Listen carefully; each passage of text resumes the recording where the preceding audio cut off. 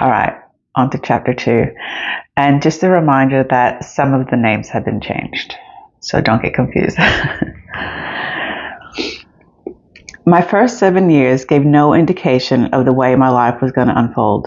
In fact, it's the only time in my life that I lived in one place for more than 2 years. My first home was on the 5th floor of a large apartment block.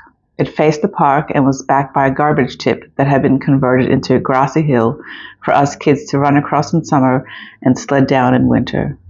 The apartment was just like any other Swedish apartment at the time, smallish, well heated, and very functional.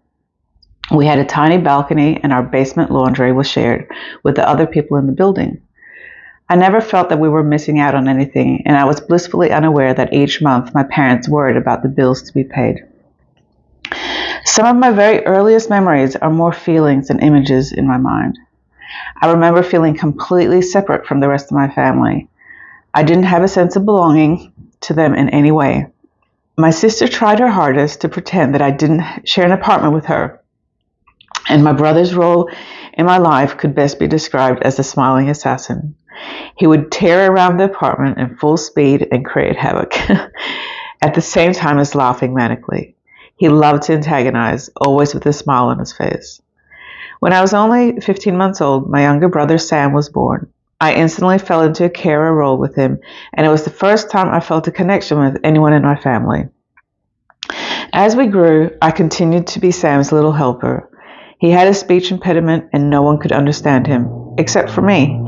So my first role in life was an interpreter for my younger brother, and who would implode if he couldn't be understood. I thrived in my role as his caretaker. When my mother described what I was like as a child, she would always say that I was so content and happy without a care in the world. I'm pleased with that description. The thing is, I'm not really sure how accurate it is. I remember feeling very uneasy in my own home. My dad's tension and anger escalated along with the pressures of a growing family and children he felt he couldn't control. Raphael was a force to be reckoned with, and my dad was out of his depth. I found the atmosphere too much to deal with. Even at this very young age, I started to go elsewhere in my mind to escape the pressure. This might sound funny. Keep in mind, though, that we were on the 5th floor of an apartment block with not many options for entertainment. But escape for me came initially in the form of snails. I would collect these snails after it had rained all night. I would then bring them up to our apartment, sit on the couch, and let the snails slide across my arms and legs for hours. Pure bliss. Possibly a form of self-hypnosis. Who knows? It worked for me. I could sit on the couch quietly and escape the dynamics of my home while staring at these snails slowly moving across my limbs. Another activity that I didn't have available as easily, but it definitely started at this age, was mud walking. After a heavy rain, which thankfully in Sweden is a common occurrence, I would get my gumboots on and find a patch of mud outside.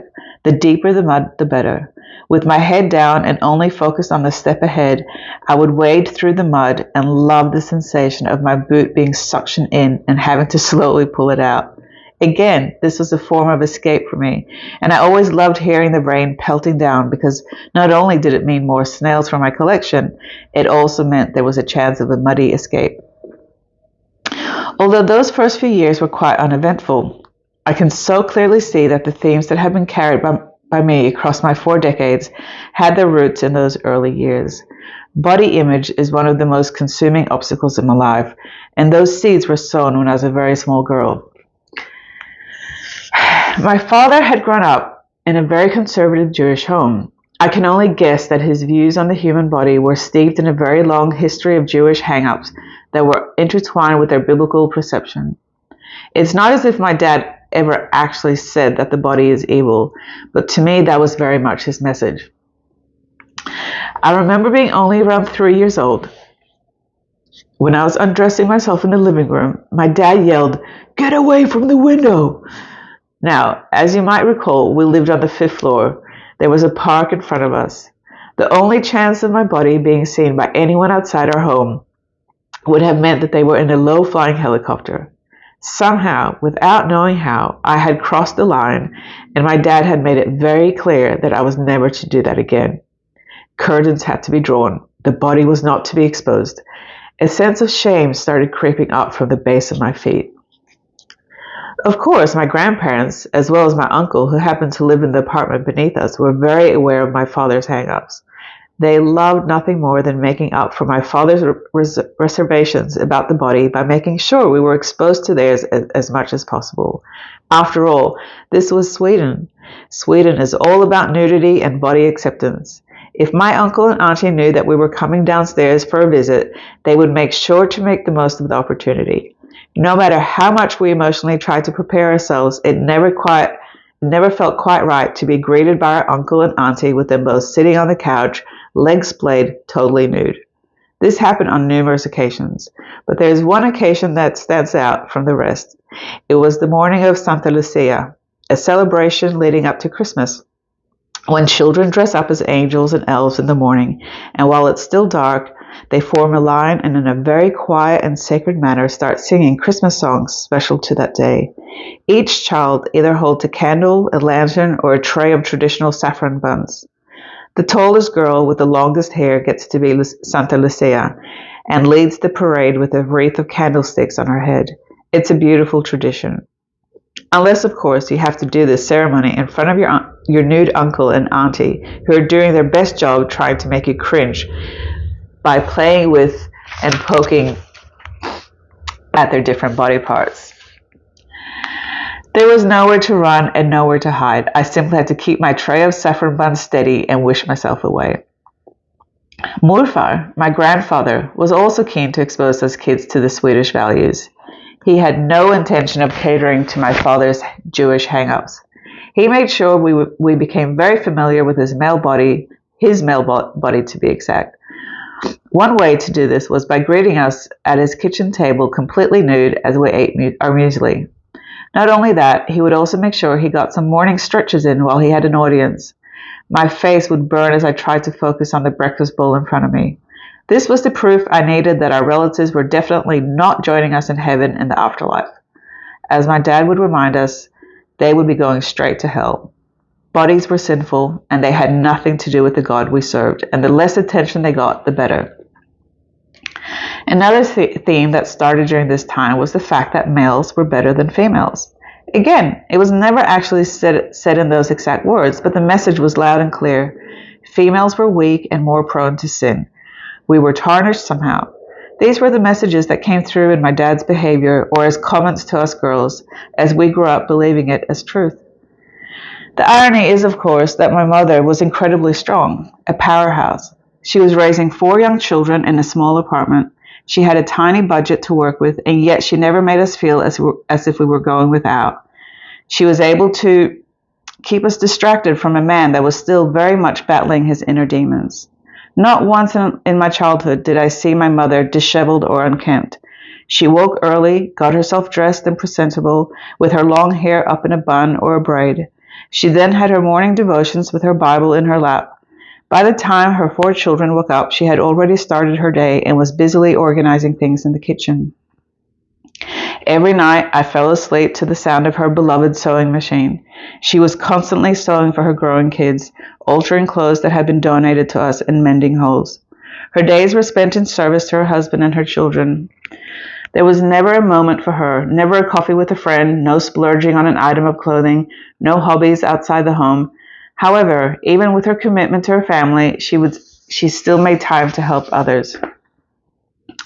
On Sundays, my mother would get her bicycle, put Sam in the seat on the handlebars, and me in the seat on the back. Raphael and Susanna would ride along on their own bikes, and off we would go to the hospital. Once there, we would go to the ward for the very old and frail patients. We would then help them into wheelchairs and wheel them down the corridor of the hospital basement to the chapel. We then sat through what felt like a very long service, only to have the excitement of wheeling them all back again. I have very clear memories of pushing a wheelchair bigger than myself along those dark corridors. My life in our 5th floor apartment was interrupted each summer by an idyllic escape. My parents would borrow my uncle's car and drive north to Mormor Morfar's summer shack. Words cannot do justice to this tiny piece of magic on the west coast of Sweden.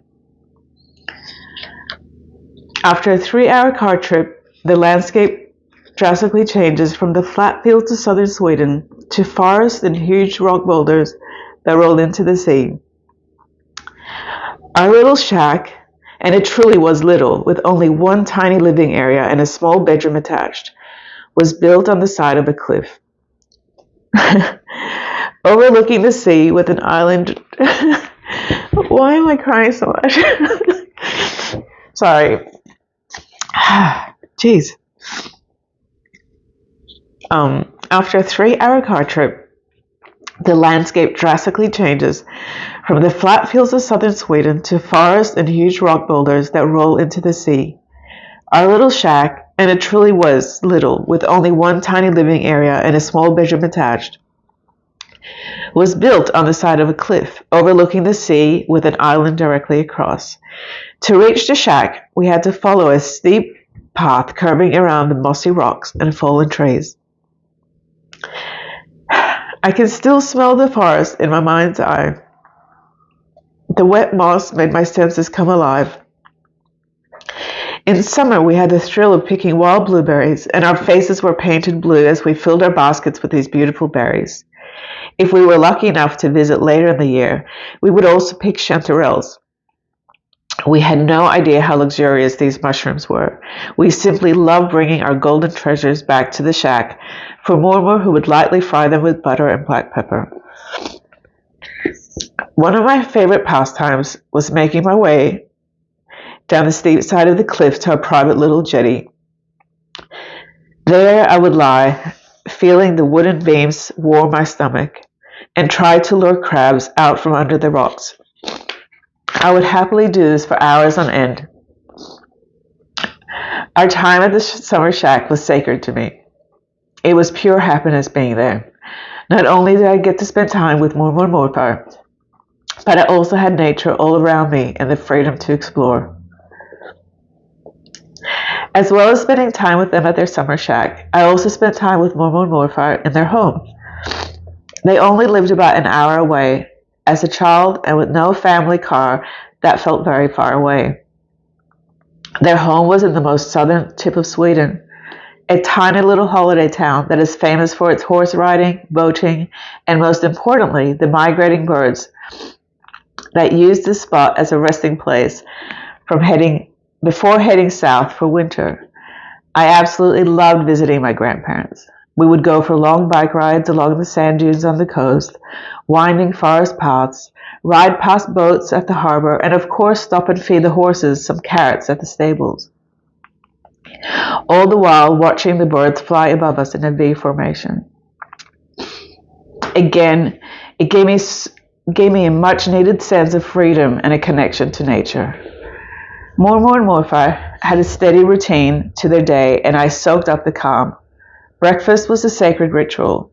Nothing was rushed. First, the drip coffee was brewed. As the intoxicating smell filled the kitchen, items from the fridge were put on the table. Fermented milk with my grandparents' own blend of muesli, always served in the same tin. A tin that I now keep in my own kitchen as a sweet reminder.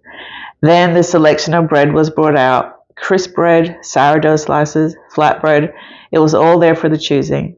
Then came liver pate, Morfar's homemade orange marmalade, and blackberry jam, as well as a selection of cheeses.